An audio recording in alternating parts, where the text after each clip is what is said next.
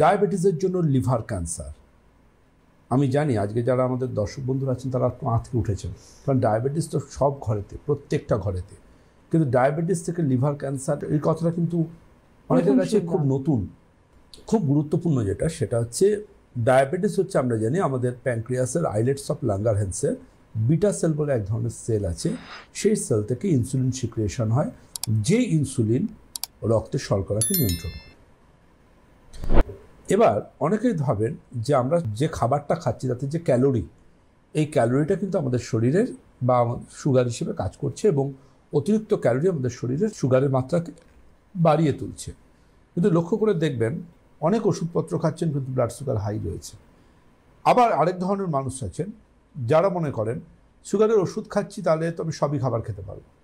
কিছু মানুষ থাকেন যারা মোটামুটি ধরে নেন যে ডাক্তারবাবুর কাছে এসেছি মানে আমি যা ইচ্ছে তাই করতে পারি এবং যা ইচ্ছে তাই খেতে পারি।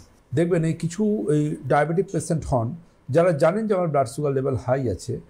আজকে ধরুন আপনার বাড়িতে কারোর ডায়াবেটিস আছে, তাকে আপনি ওষুধপত্র দিচ্ছেন, কিন্তু ডায়াবেটিক পেশেন্টকে আবার বাড়ির কিছু লোক আছে তারা মায়া মমতা করেন, তারা মায়া করে, আহা একটা মিষ্টি এনেছে, একটা নতুন গুড়ের রসগোল্লা সে খাবে না। তো এই মায়া মমতাগুলো করতে গিয়ে আরও বেশি শত্রুতার সৃষ্টি হয়ে যায়।